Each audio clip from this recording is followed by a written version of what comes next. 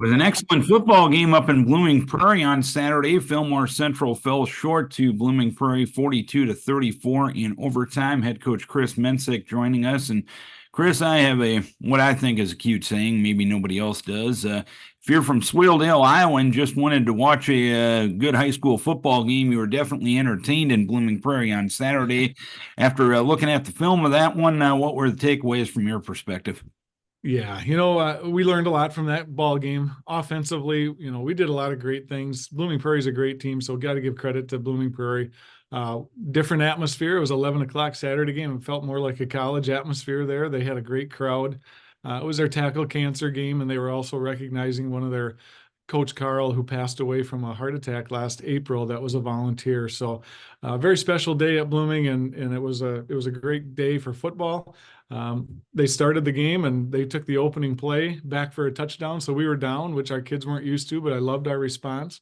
Offensively, we had over 500 yards of offense during the day. So, we were able to move the ball and did some good things. Unfortunately, I think, we had a few holding penalties. We turned the ball over 3 times to their one.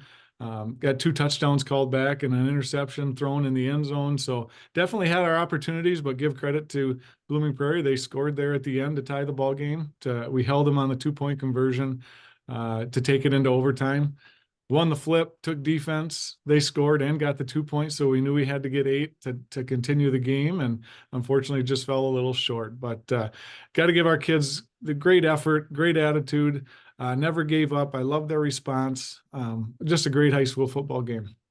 And you mentioned offensively, your quarterback, Brian Ball, 323 yards passing, 3 touchdowns, and a lot of explosive plays, 4 plays of 20 plus yards, 4 plays of 40 plus yards. What made the passing game click on Saturday? Well, I think the biggest thing is Bryden is a sophomore. I was really, really impressed with his play. He stood in there and took a couple good shots, but stepped up in the pocket and delivered some great footballs. And he made great decisions. I think what the best part about is the way he spread the ball out. It wasn't just one guy, right? He spread the ball. I think we had 6 different receivers catch the ball. We also had 178 yards in the rushing game. So I felt our offensive line really took control there. And we really didn't, I don't know that Blooming Prairie really stopped us. We stopped ourselves sometimes with some of those penalties. But so, yeah, for a sophomore, he was very, very poised and really like what I saw. And 2 100-yard receivers. You mentioned 6 receivers overall, but 2 of them getting over 100 yards with Greg Kennedy and Josh Hagerud. Tell us about their efforts. How have they developed as time has gone by? Yeah, I think, all of our receivers they've really done a good job of understanding the offense.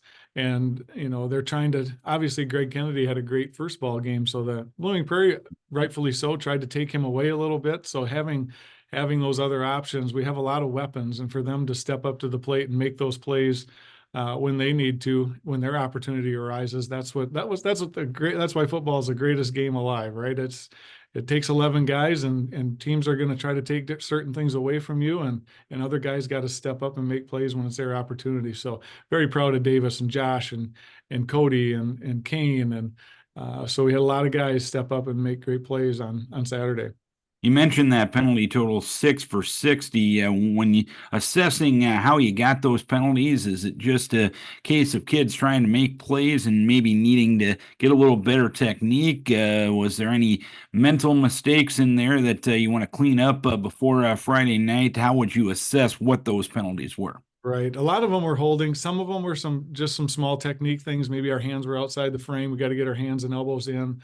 A couple of them, I thought looked pretty good on film. So I don't know that there was a lot to correct there. It's a judgment thing, right? So but I like the effort, and our linemen are downfield blocking. I think on the edges, our receivers are doing a good job stock blocking, and doing what they need to do to keep people busy there, so our running backs and our receivers can get some alleys. So can't fault the effort, but yeah, there's a few little technique things that we can continue to get better on. So, a loss isn't the worst thing at this time of the Mhm. year, especially in a close ball game like that. There's definitely some things we can learn.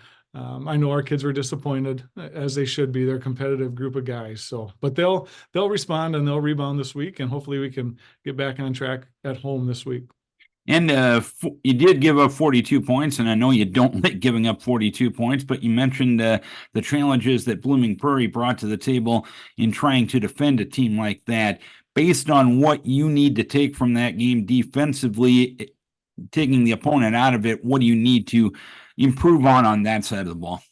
Yeah, well, obviously, yeah, we haven't given up 42 points in a game for a long time. So our kids take that personal as well. There are some technique things, I think, all being on the same page, and some communication things that we need to clean up as a unit, whether that's from the coaching staff getting the play into the team and the team communicating it to one another, so we're all on the same page. There was a few little communication breakdowns that we need to get better at, and some technique things, but overall, again, you're defending a very good football team, and they're gonna make some plays as well. Kittleson's got a D1, getting a lot of D1 looks, and he didn't run the ball much week number one, and I'm sure that was by design, but he needed to run it against us, and you could see definitely the talent that he has throwing the ball and running the ball. So he can throw it across his body 40 yards across the field, but he's also big enough to run it between the tackles. So he presents a lot of problems for a defense, and I'm sure they want to keep him healthy, and that's part of their plan. But I think that was definitely part of the game plan, to use him in the run game a little bit more as well. So, and they got some big guys up front. It was a good matchup for our kids. We both have some good size, and we got to continue to get lower and get off and shed blocks. I think that's one thing. When we take on blocks, we got to take them on a little better, and work on some block destruction as well. And when you look at playing on a Saturday, now coming back and playing on a Friday, we talked about last week. It was a good week, perhaps, to have a Saturday game. Now, maybe one less day of preparation heading into this Friday night. How do you manage the week from a practice and preparation standpoint?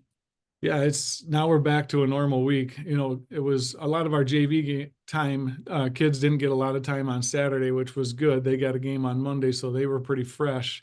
But again, now turning around, Tuesday, Wednesdays are big practices for us. And then, of course, with the walkthrough on Thursday and home game on Friday, that's always helpful too. You're not driving an hour and a half, so you get a little extra time that way too, and keep those legs fresh. But as our staff continues to work with the kids, we'll keep those kids ready, and they'll be ready for this Friday. And this Friday, things don't probably get any easier. Bethlehem Academy coming to town. You've gotten to know them very well over these last couple of years. What challenges do they bring? Yeah, they obviously they graduated. They've had a very good ball club the last couple of years. They graduated a lot of seniors last year, so they have some different personnel, but they're doing a lot of the same things on film. Defensively, we're going to see a forefront. They like to get up in your face and press you on the outsides and put a lot of pressure and man to man.